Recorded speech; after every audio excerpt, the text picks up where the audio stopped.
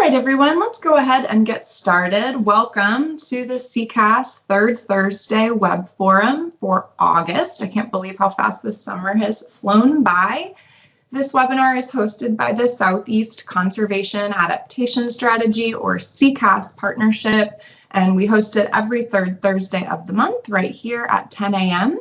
It's intended to serve as an opportunity for staff to share the latest updates about the blueprint, to get input and involvement from folks like y'all, and to share exciting science and success stories in the world of landscape conservation in our region.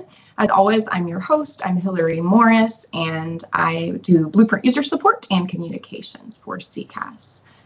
So here's our usual agenda. I'll start by introducing our speaker, who will present for 30 to 40 minutes or so on our monthly topic.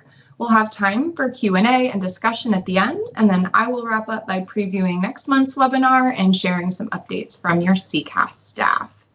You probably saw that I am recording this presentation, and that's just to serve as a backup for the folks who inevitably wanted to come but had some sort of conflict, and I will post that link from the calendar event on the SECAS website within a couple of days. Any questions or comments before we proceed? All right, then I'll go ahead and introduce our speaker. Today we're going to be hearing from Jonah Evans, who is a Nongame and Rare Species Program Lead with the Texas Parks and Wildlife Department. And he's going to be talking about an approach that Texas Parks and Wildlife has developed to kind of overcome that phenomenon of analysis paralysis and data deficient species to help move toward conservation action as quickly and efficiently as possible. So with that, Jonah, I'm going to hand things over to you and you can share your screen. See if I can make the computers work. Can you see that okay, Hillary? Yeah, I can see and hear you. Wonderful. All right, well, thanks everybody for being here. Like Hillary said, my name is Jonah Evans, and my presentation is titled From Uncertainty to Action, a Structured Approach to Filling Knowledge Gaps in Rare Species Conservation.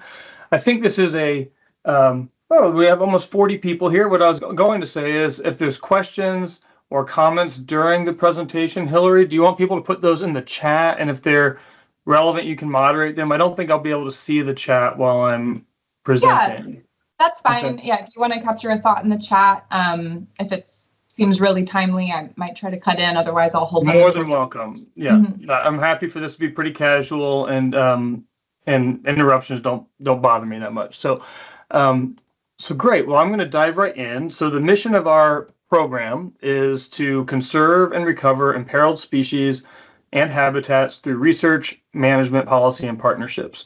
And we have 8 staff on our team.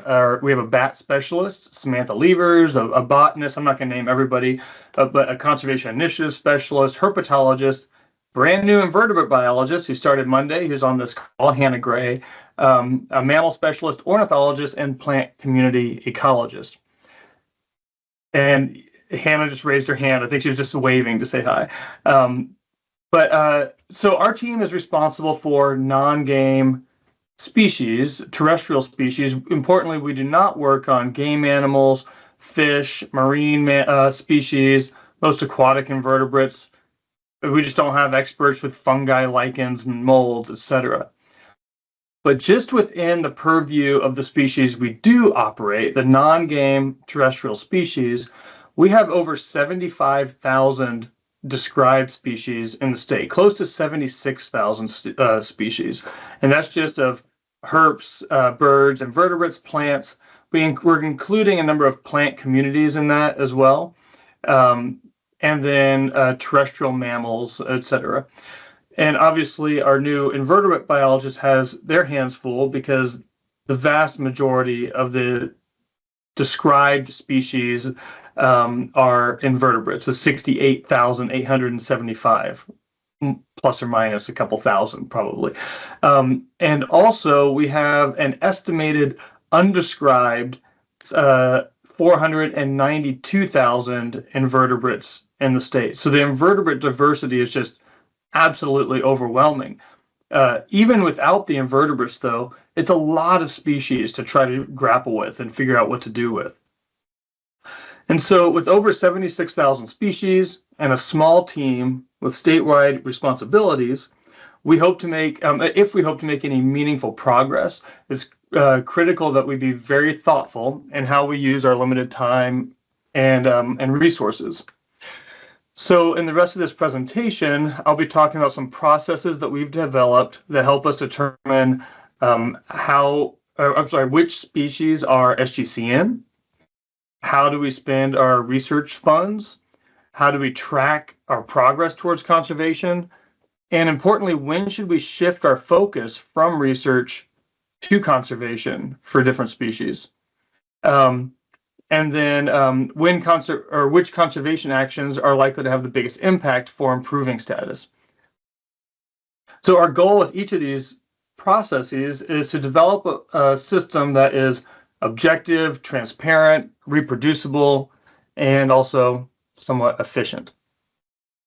So I don't know if other folks have this same experience with their own teams or in their own professional world, but historically, the research and conservations that we selected were often done so in a pretty ad hoc manner by taxa experts, but we lacked a clear overarching strategy. And this caused numerous problems that ranged from sometimes biologists focusing on favorite or just familiar species rather than those that are most in need. And sometimes that could result in big disruptions when there was staff turnover, where before the previous employee worked a whole lot on one thing, and then the new employee has a completely different interest set. And so over the last few years, in order to address that issue, we've been implementing a more strategic approach to species conservation. And this included completely redesigned performance plans for staff that identify very clear goals aimed at focusing our efforts where they will have the biggest impact for species conservation. And what we came up with was this somewhat jingly, classify, conserve, communicate strategy for our team. And so these would be the three primary goals of what we're supposed to be, or what we do in our team. So classify is simply, how do we determine or classify species in the bucket of SGCN, species of greatest conservation need, or not? And so that's one goal, just categorizing species as SGCN so we know what our priorities are. The next one, conserve, is really about doing the conservation work. But you'll notice I have two different goals here. The first one, or I guess objectives. The first one is clearing obstacles to conservation, because in many cases we know that we need to do conservation on a species, but there's many obstacles in the way preventing us from doing that. And in the context of this presentation, I'm primarily going to focus on knowledge gaps as that obstacle. And then the other one is just actually recovering priority species, doing the work of recovery. And then finally, communicate. And that's just things like publishing scientific reports, building public support in other venues, and increasing relevancy. The important thing here is that everything on this page is actually about recovering priority species, right? Classifying is just figuring out what species we need to be working on. Clearing obstacles to conservation is just so we can get to conservation. Communicating is about building public support and building teams that can all help us, again, go back to recovering priority species. That's our goal as a program. And so I kind of like to imagine our strategy as having two separate cycles. We have a sort of passive monitoring cycle of all SGCN, right? We have 76,000 species in the state. And, there might be somebody re-ranks a species and finds out that it's rarer than we thought. There's other teams, our own teams, doing surveys and monitoring, research. Maybe there's a U.S. Fish and Wildlife listing that's proposed, or a petition. Something gets on our radar at some point. And then we go through a process of determining whether it's SGCN, and if it is, if it goes through the criteria and becomes SGCN, it sort of shifts over into this other cycle that I kind of call the SGCN intervention cycle, and this is on the conserve side of things. And here we do things like fill knowledge gaps, do S-rank improvement plans. Think that this stuff I'll discuss in a bit. Actually implement conservation actions, review and improve conservation actions, and then And then we'll update the S rank every so often. And if that S rank is improved enough, so it no longer meets the SGCN criteria, it kind of moves out of the SGCN bucket, if that makes sense. So I think some of these terms will make more sense as they get going. But that's just the way I like to think of it. We sort of have these non-SGCN species out there that we pay a little bit of attention to, but not too much, just because of our limitations and our available resources. But then when something moves over to becoming SGCN, our goal is really to do the research, conservation work, so it no longer needs to be. So I'm going to dive in just briefly into the classify portion in more detail. And so classify, again, is about determining which of the 76,000 species described in Texas are SGCN. In earlier versions of the Texas State Wildlife Action Plan, SGCN were largely selected based on expert opinion. And this provided a good starting place, but it really lacked in transparency and defensibility. I think sometimes there was perceptions that SGCN were added due to being favorite species of some researchers and things like that. And so we developed a new process, and it requires 3 separate steps. The first is we created a new SGCN criteria that relies heavily on the NatureServe ranking process, as well as Partners in Flight and IUCN Red List rankings. And it's data-driven and removes much of the subjectivity of the previous methods. Our new criteria were fully implemented in the 2023 version of this Texas Wildlife Action Plan. So we have a whole new list of species that have all gone through this criteria.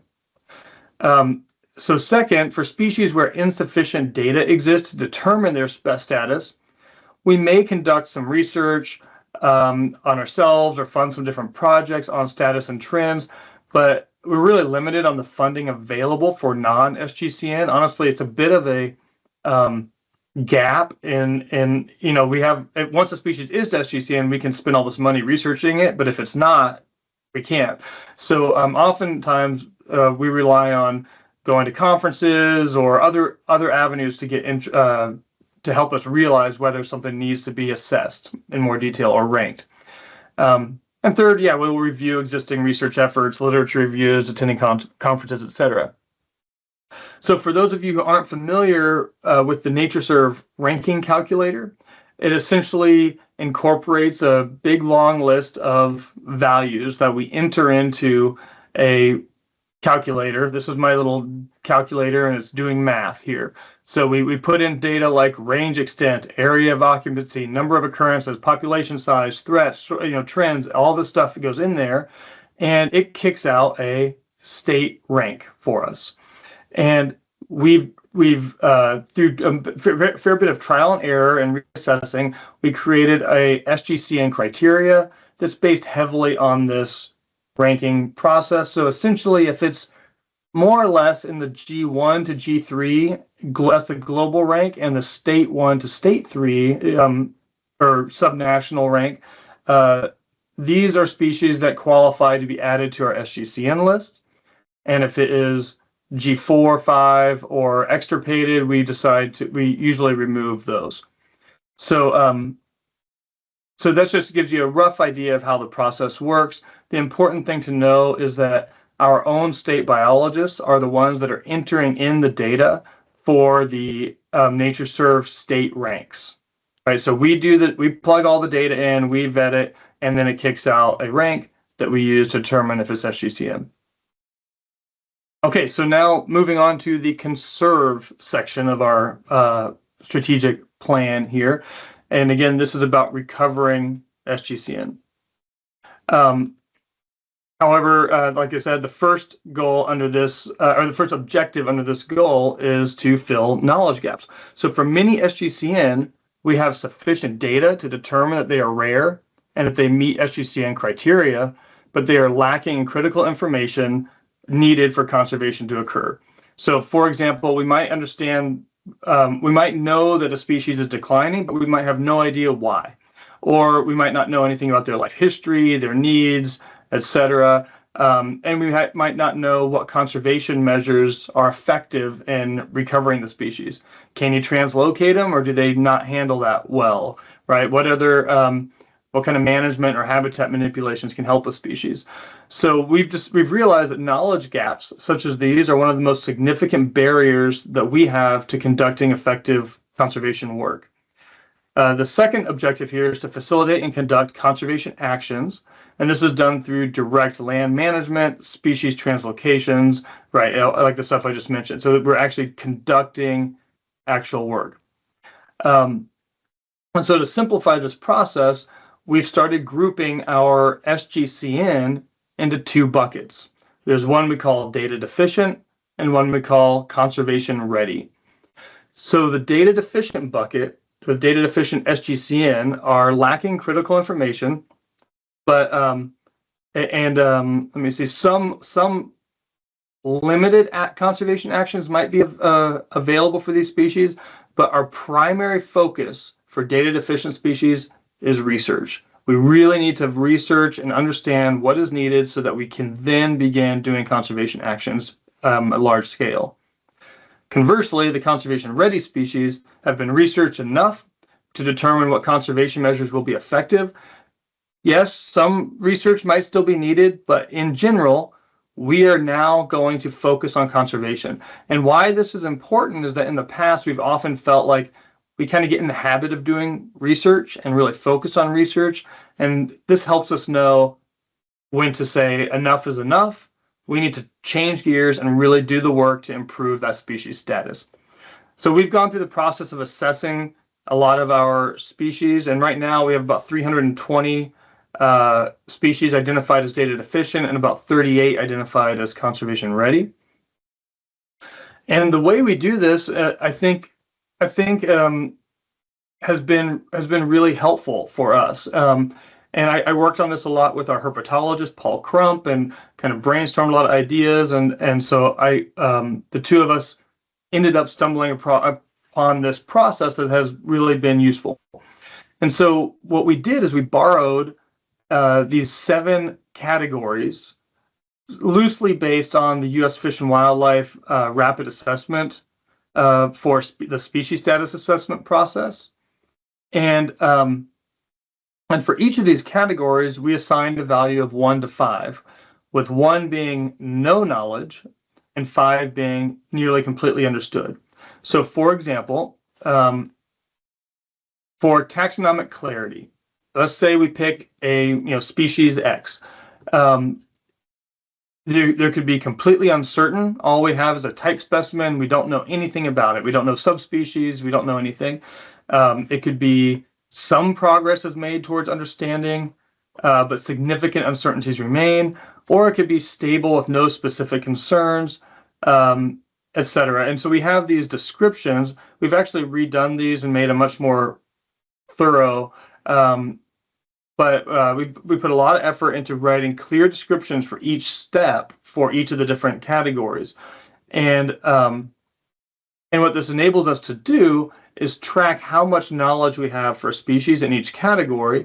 And we've defined a 3 as imperfect, a lot still to learn, but sufficient knowledge to move on to a different category. It's sufficient for conservation actions to occur. So, for example, we created a database in Airtable, and I'll demo this in a bit, but this way we can track all of our knowledge assessments. And so far we've assessed the knowledge gaps of about 30% of species. But so for example here, we have swift fox, kangaroo rat, Texas kangaroo rat, ocelot, tricolor bat, and eastern spotted skunk. And you can tell that eastern spotted skunk has a few categories that are below a 3, right? So taxonomic certainty is good, but occurrence viability is low, distribution well defined is good, etc. Population needs, though, is low. And understanding why it may be declining, the threats in Texas, is still not well understood. And is conservation possible? What can we do to help that species in the state? It still needs some more research. And so this gives us a clear roadmap of where we need to focus our research money going forward. We don't really need to do much more on swift foxes. We know what to do for them. We know the reasons for decline. We know where they are. We've done a bunch of work on them already. We really need to be focusing on conservation, right? So one of the things we've done now is we're requiring that all of our future research that we do has to, that the species that are being targeted have to have their knowledge gaps assessed, and we have to identify exactly which gaps are being targeted with that research going forward.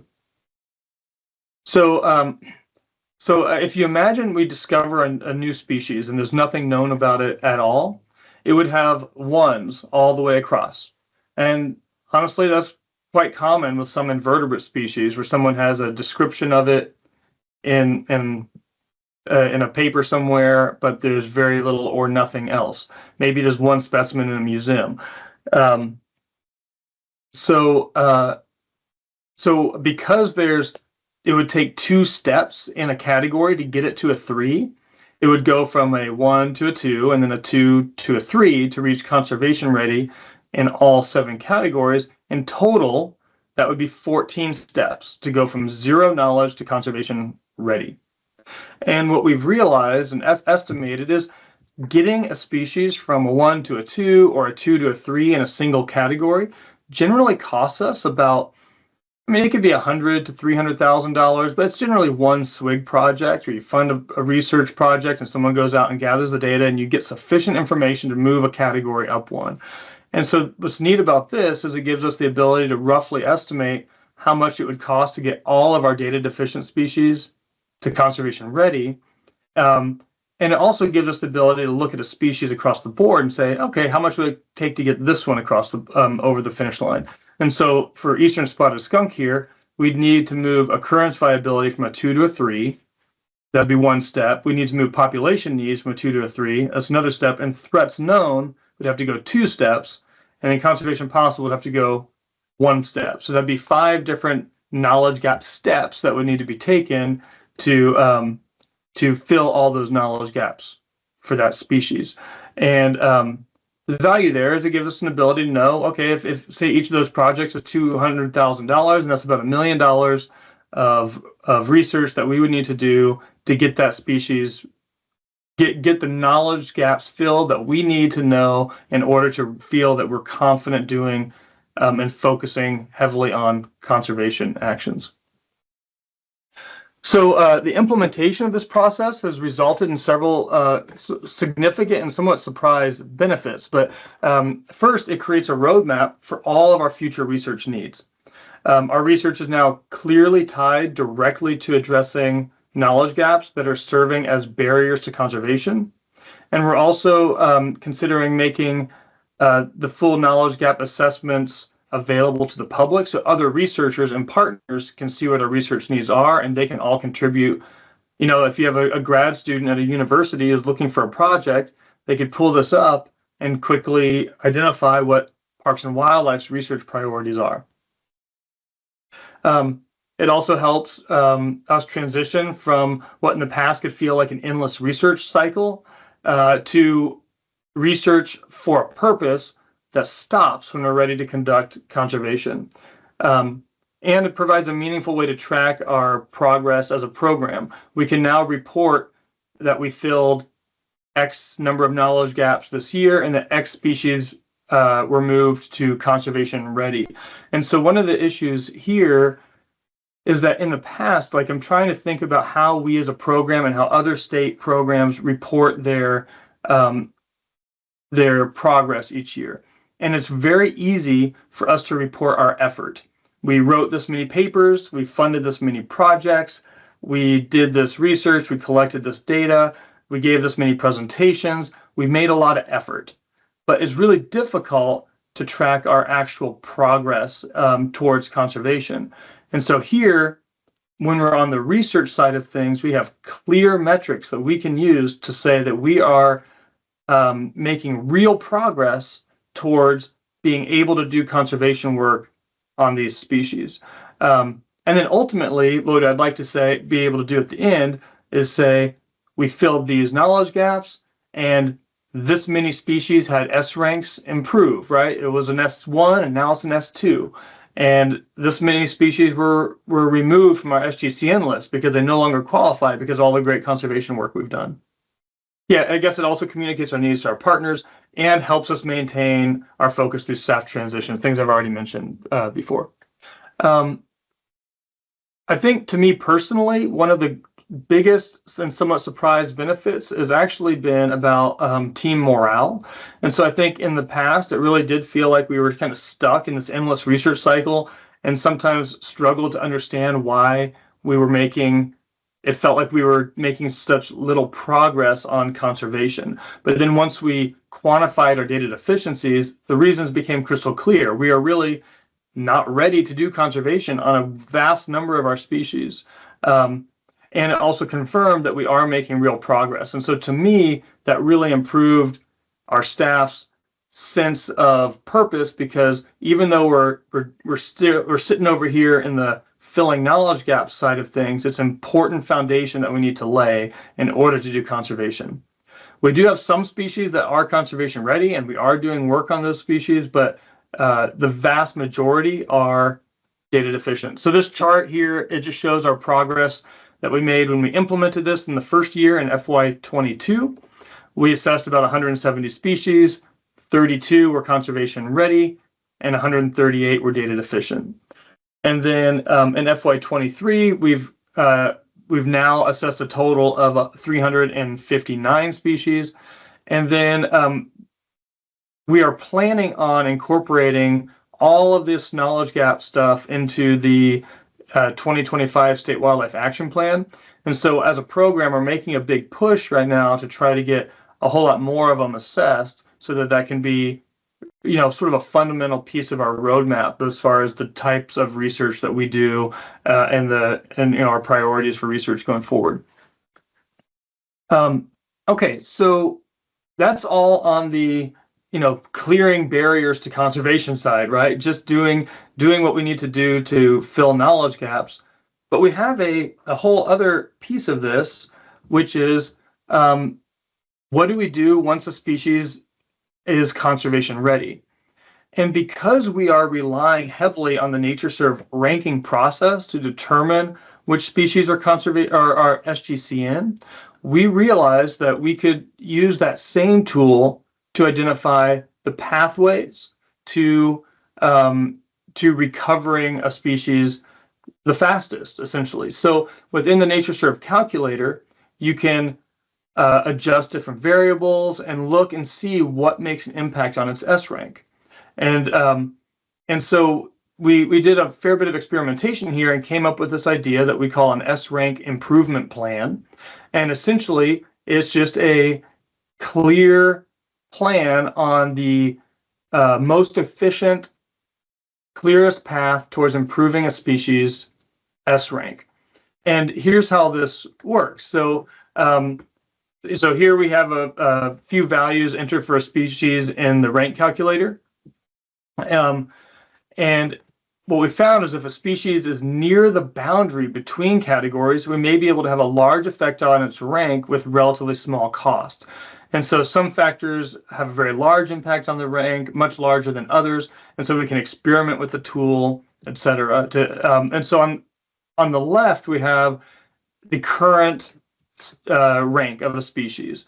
And so in this case, we have range extent was 20,000 to 200,000 square kilometers, area of occupancy.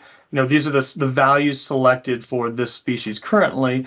And what we can do is create a sort of target conditions. This is what we want to shoot for that species.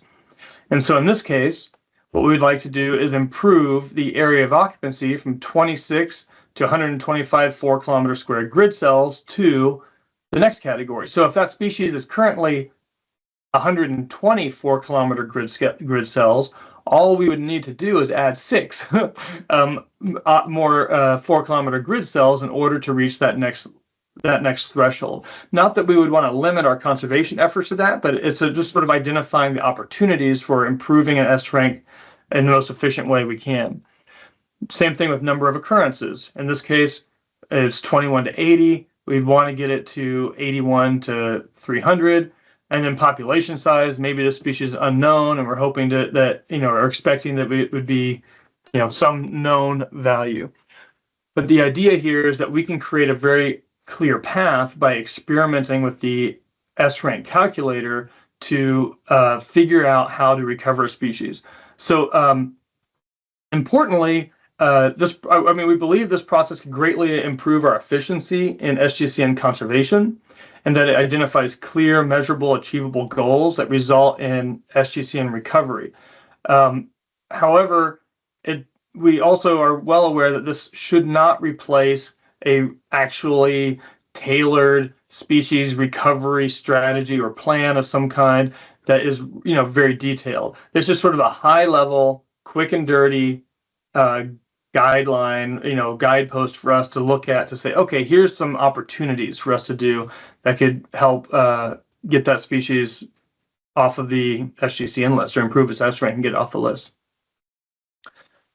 Okay, so all of this strategic planning thinking is not without some challenges. One significant one is that staff can easily become overwhelmed by the size of the tasks ahead. So I've resorted to asking each of our taxa specialists to select a small number of focal data deficient species and focal conservation ready species that they spend the bulk of their time on each year. However, one problem still is that we do not yet have a clear, objective, transparent, reproducible process for selecting those data deficient and conservation ready focal species.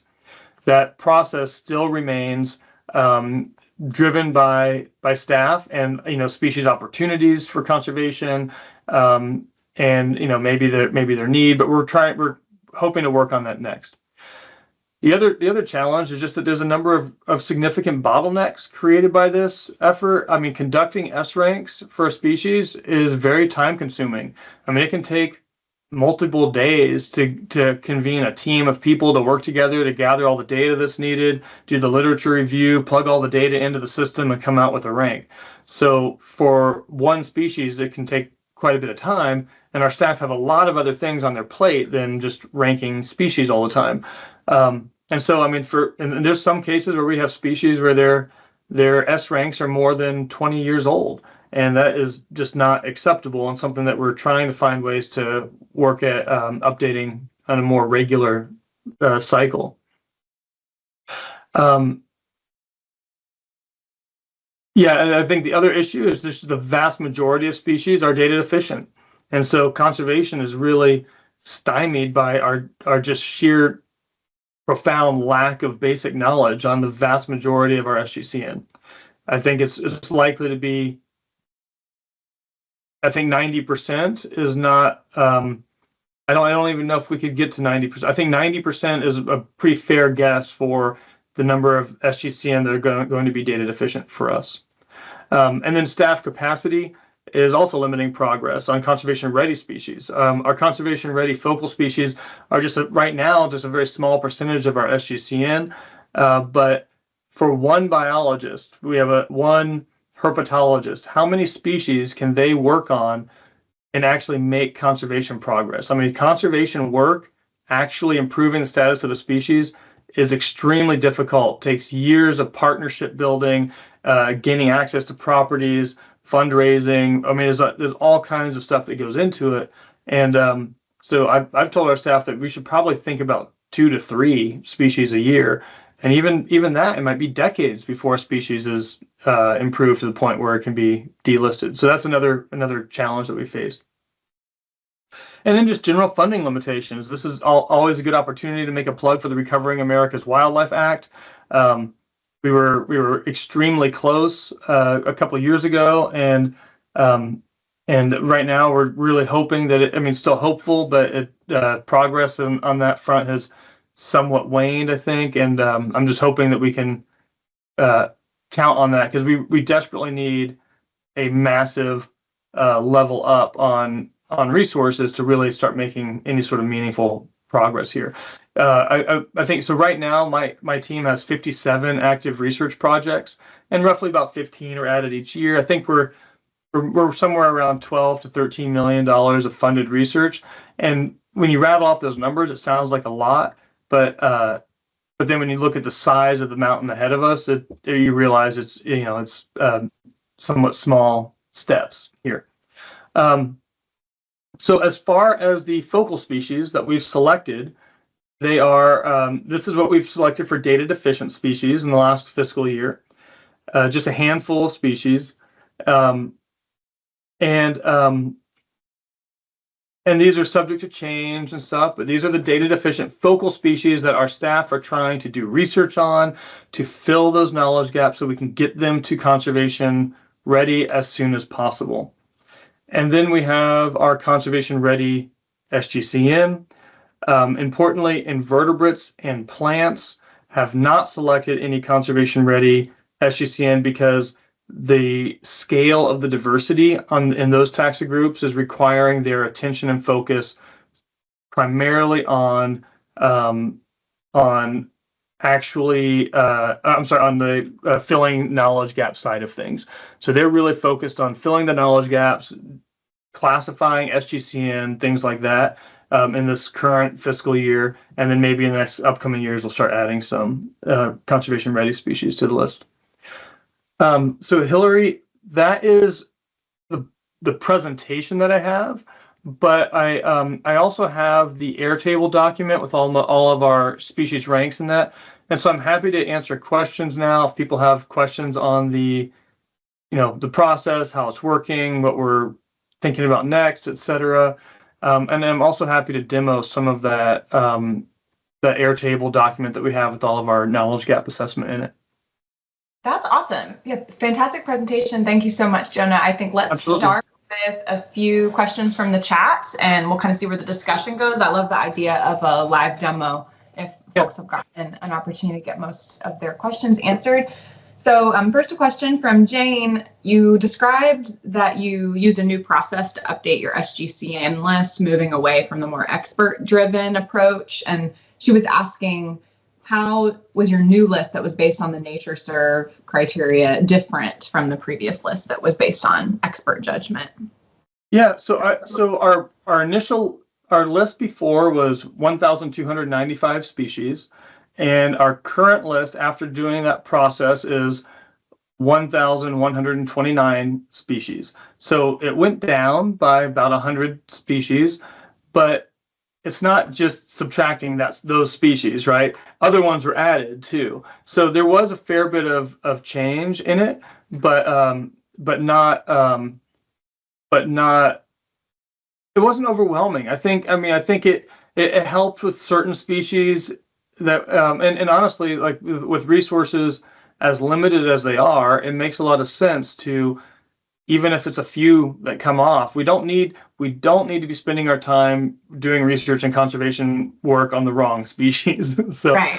Yeah, but I'd say our list is pretty good. We probably had 900 species stay on there that had no change. I don't know the exact numbers. Refinement. Yeah. Great. And then I have a question from Louise in the chat. Do you share the results of this kind of data deficiency analysis with the co-op units? And is that kind of an opportunity maybe to partner and fill some of these data gaps? Yeah, so we haven't really yet because we're kind of early in the process. And maybe I'll just share this briefly here. So this is our Airtable document right here. And the way I have it sorted right now is these are SGCN that we've assessed that are all conservation ready on the top. So that's this top group here. And then these have, I think, one more knowledge gap that needs to be filled in order to be conservation ready. So I have it sort of by the number of gaps needed to be filled.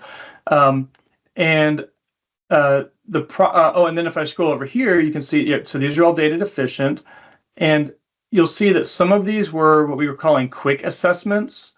And then other ones are what we call detailed assessments. And a quick assessment is a taxa specialist gets in here, they're very familiar with the species, and they just know from their experience, they're like, oh yeah, this is 1, 2, 3, 4. That's really quick for them to go through and fill it out.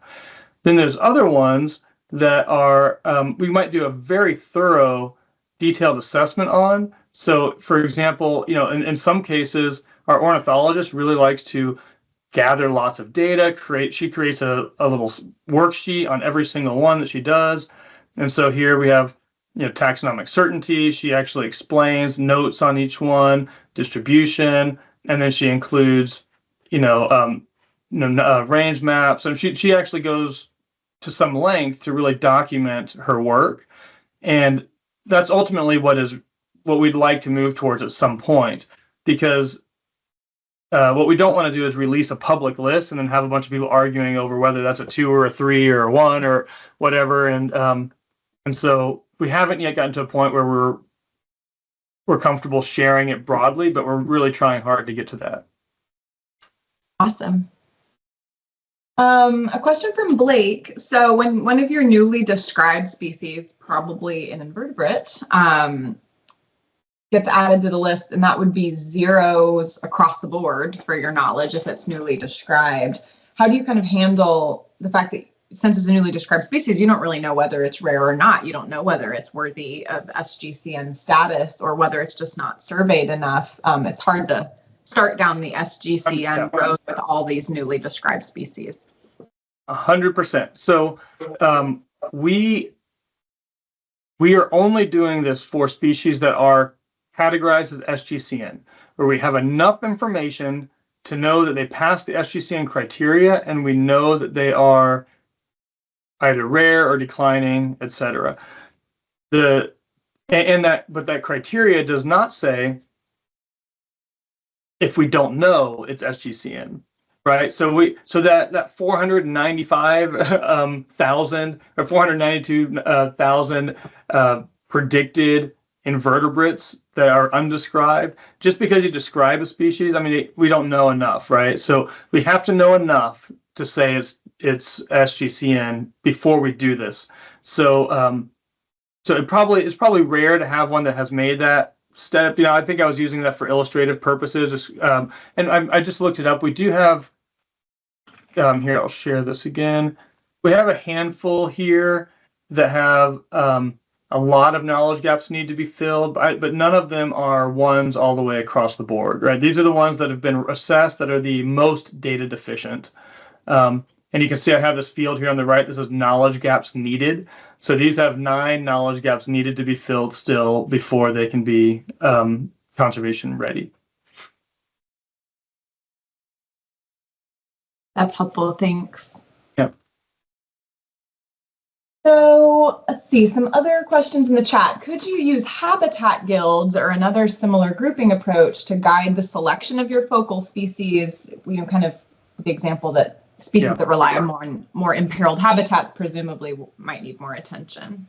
Yeah, so one of the things that I realized at a certain point is it was an epiphany for me, and it might have been obvious to everybody all along, but it's that species are listed by Fish and Wildlife on a species by species basis.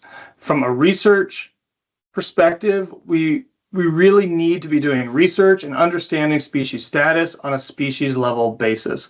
But from conservation, from actually doing conservation work, it is absolutely prohibitively expensive to do conservation on a species by species basis. And so as a larger species guild or finding species with shared habitats or similar needs approach is absolutely necessary.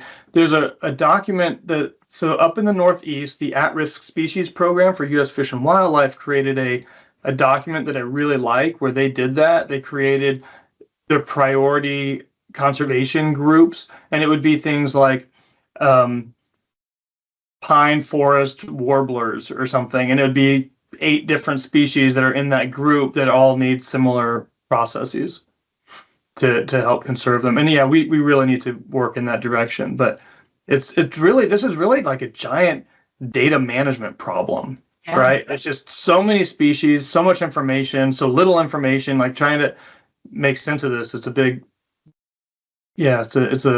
quite the challenge. Yeah, I'm hearing that for sure. Daniel Hanks in the chat asked whether you have a shareable document that provides the details for this approach. We have a draftish document that we did. We did write out the descriptions of each of the categories and stuff, and it's more of kind of a white papery thing that it can just be shared. It's nothing that we've officially published or anything yet, but we would certainly like to do more of that. Actually, though, I would expect in the 2025 version of our state wildlife action plan, it will be included in there. I think we have certain pieces of it in the current one, but if people on the call would like to email me and ask specifically for the draft version that we have, I'm happy to share that. I've also shared a copy of this Airtable. I can clear out the species I have and share this database, so to speak, with people if they want to try their hand at filling it out themselves. Honestly, you could do this in an Excel spreadsheet just fine.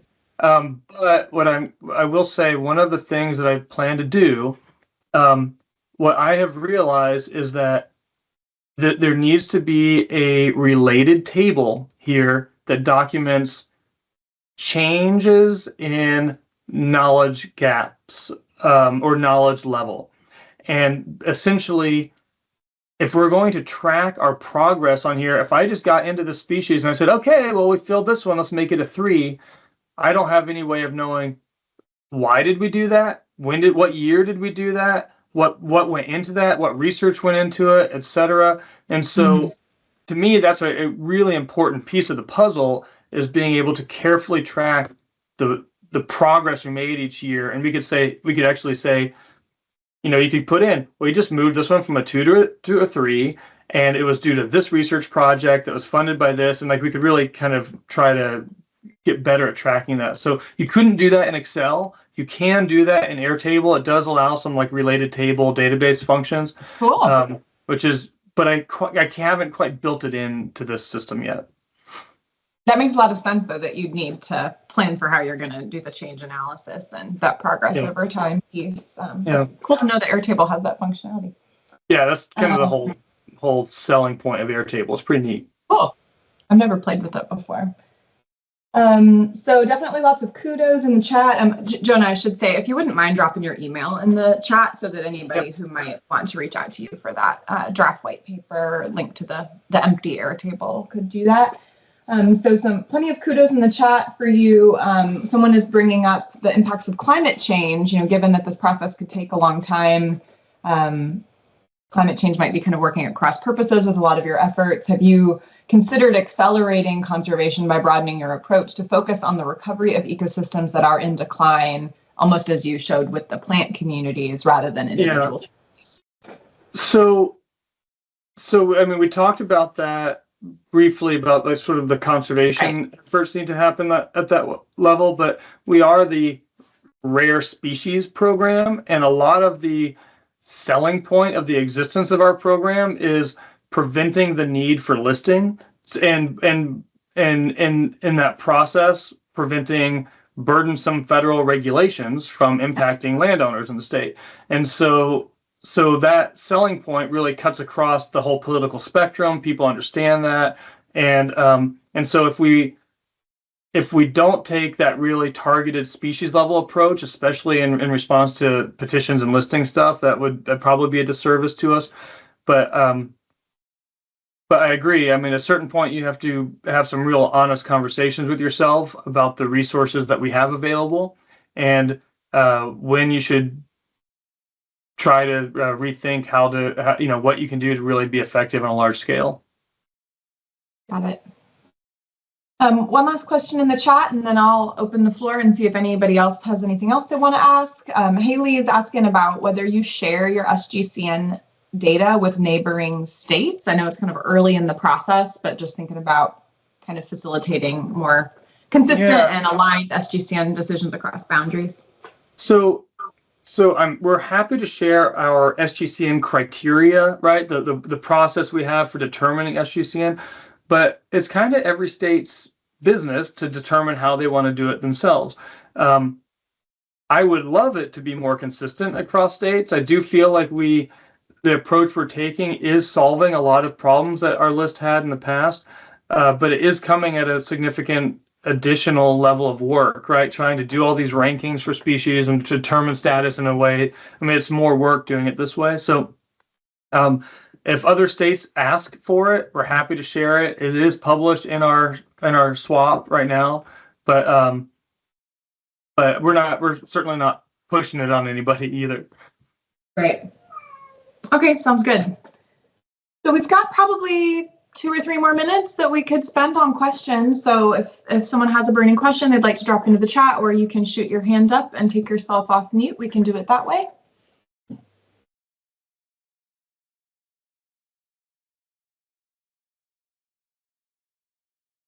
Well, one thing while people are thinking about whether or not they have questions, one thing I'll just show in this Airtable document here is that what's neat about it, let me go to, this is species that only have one knowledge gap needed to be filled. This again, just to reiterate, this determines whether a species is data deficient or conservation ready. And so you can see over here it says species need type. Just needing a better word there probably, but in this case it auto calculates data deficient based on these values. So if any value here is below a 3, it is data deficient. And if I was to change this one from a 2 to a 3, it becomes conservation ready. Also, one little benefit here is there's these little info buttons next to each of the columns there. And so we have in there the full descriptions of what the different categories mean. So when people are in here using or entering data into the database, they can really quickly get reminders of, oh yeah, what's a 2 for population needs, or what is a 2 for individual needs, or a 3 or whatever. So that's really slick. Michael, I see your hand. Feel free to unmute and jump in with your question. I think I am unmuted. Can you hear me? Yep. Okay, good. Again, Jonah, really great work organizing your team's efforts. Have you calculated the cost of recovery for all the species that y'all have analyzed so far? And if you have you shared that with your board? So, okay, so just this is semantics, but the cost of recovery is actually different than the cost of getting a species from data deficient to ready for recovery. It's important to remember all we're doing here is getting the information we need to start recovery. And so I have done some work sharing that, but because we've only assessed about a third of our species so far, we're hoping to really complete this process in a kind of in some way before making a real big large scale push. But we do have, we have an advisory committee and in just our own executive leadership and stuff, like letting them know. The good thing I'd say is that we are pretty fortunate to have a lot of support from our executive leadership. I don't really think that by going to them and saying we need $10 million, they'll say, oh, okay, here you go. Like, I think they're giving us what they have right now. But honestly, one of the things I'm most excited about getting this out more is the potential for partners to divide and conquer a little bit, to maybe a joint venture, or maybe just a university, or whoever, a nonprofit, could decide to go after a couple of these knowledge gaps, because we just can't do it all. The cost of recovery is kind of that's a scary beast, and I don't really have a way of easily calculating that, so to speak. But thank you. Yeah. Thanks for the question, Michael. That was interesting. So I'm going to take the sharing back over here briefly, and I just want to wrap up with some updates from your SECAS staff and quickly preview next month's web forum. So next month, it'll be September 19th, same time, same connection information as today, and we're going to be hearing from 2 folks with the Southeast Regional Partnership for Planning and Sustainability, or SURPASS. We'll be hearing from Michelle Covey, who is the lead for the Coastal Resilience and Regional Adaptation Work Group within SURPASS. She is a Department of Defense liaison with Georgia Sea Grant, as well as Addie Thornton, who is the coordinator of SURPASS. And if you're not familiar with SURPASS, that's a regional partnership that works really at the intersection of the military mission conserving working lands and fish and wildlife habitat in the Southeast. So they're going to be presenting on SERPAS's work to assist installations, defense communities, and partners with climate resilience and share some of their successes and challenges in working across sectors in that space. So that's going to be a really cool talk. Hope you'll join us. And then 2 quick updates from your SECAS staff. I wanted to remind everyone that the version 2024 of the Southeast Conservation Blueprint is still on track to release in mid-October. So we're really just a couple of months away. This blueprint will have a number of improved indicators in the continental Southeast, both on the inland and the marine side. And it's also using some improved prioritization methods that use a new version of our prioritization software, Zonation. And so if you're interested in learning more about the Blueprint 2024, you can definitely tune in to our web forum in November. It'll be November 21st at 10 a.m. Eastern time. That web forum will be dedicated to the new blueprint, and you'll be hearing from our science coordinator, Rua Mordecai, about all those cool new updates. And then secondly, I wanted to let everybody know that registration for workshops to review Blueprint 2024 is now open. We have, based on feedback from folks who attended our most recent rounds of workshops in 2022 and 2023, we've actually moved the timing of workshops during our Blueprint cycle. So if you're thinking, hey, like, aren't workshops usually in the spring? Yes, historically they have been. But people were overwhelmingly saying that they would really like to have more detailed documentation on the indicators and actually view the indicator data to help inform the feedback that they're providing on the blueprint so they could really see what's driving those priorities.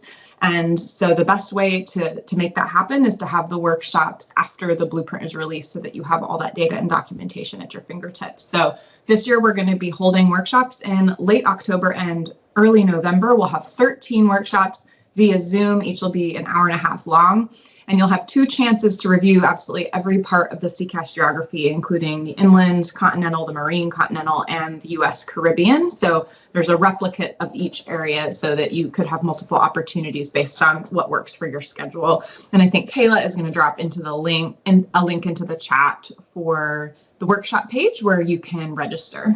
Something will be going out in the August SECAS newsletter talking about this as well. And if you've been involved in the blueprint in the past, you should get a direct email invite too. Those should go out next week. So we hope that you will join us for workshops.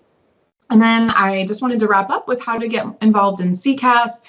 You can join our newsletter using the sign up form at the footer of every page of the SECAS website. That'll get you signed up for our monthly newsletter and a monthly reminder email about this web forum. You can always connect with SECAS staff or partners. You can find who's involved and who works for SECAS on our website. And then, of course, we encourage you to explore the Southeast Blueprint and let us know how it's working for you. We're here to help. If you'd like some assistance in strengthening a grant proposal or informing a conservation plan, please reach out to anyone on the user support team, and we'd love to help you. So with that, I will pause again just to see if anybody has any remaining questions before we sign off, but we are here at 11, so I want to be respectful of everybody's time. Well, thank you again so much, Jonah, for that fantastic presentation. We had great attendance today and fantastic discussion and questions. So obviously this is a topic that's of a lot of interest, and there's a lot of eagerness to learn from what y'all are doing in Texas. So thanks. Awesome. Thank you for the invitation. Yeah. Well, thanks everyone for tuning in. Hope we see you in September. Take care.